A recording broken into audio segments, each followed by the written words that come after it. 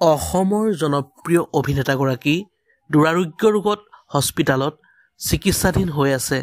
অসমৰ জনপ্ৰিয় অভিনেতা যতীন বৰাই এটি বিশেষ পোষ্ট সামাজিক মাধ্যমত শ্বেয়াৰ কৰি বিশিষ্ট অভিনেতাগৰাকীক সামৰ্থ্য অনুযায়ী অসমবাসীক সহায় কৰিবলৈ অনুৰোধ জনাইছে। অসমৰ জনপ্ৰিয় অভিনেতা যতীন বৰাই সামাজিক মাধ্যমত এটি পোষ্ট শ্বেয়াৰ কৰি কয় যে অসমীয়া বোলছবি আৰু নাট্য জগতৰ আমাৰ অতি আদৰৰ অভিনেতা, পৰিচালক আৰু নাট্যকাৰ শ্ৰী অৰূপ বৰঠাকুৰদেৱ আজি বহুদিনৰ পৰা কৰ্কট ৰোগত আক্ৰান্ত হৈ চিকিৎসাধীন হৈ আছে।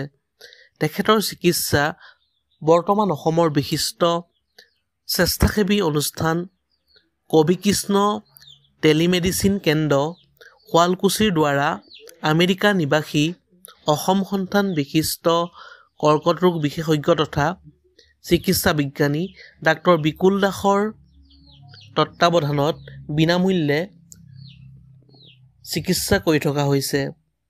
কিন্তু ডাক্তৰ দাসে জনোৱা মতে তেখেতৰ পৰৱৰ্তী চিকিৎসা কৰাত ঔষধ আৰু নানান পৰীক্ষাত যথেষ্ট ব্যয়বহুল হ'ব।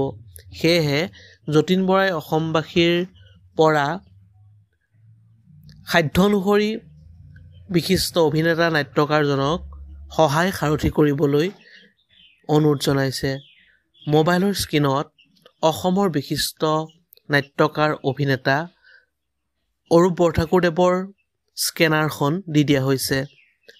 বন্ধু বান্ধৱীসকল, আজিলৈ ভিডিঅ'টো আছিল ইমানেই। অন্য এটা নতুন ভিডিঅ'ত লগ পোৱাৰ প্ৰতিশ্ৰুতিৰে আজিলৈ বিদায় মাগিছোঁ। ধন্যবাদ।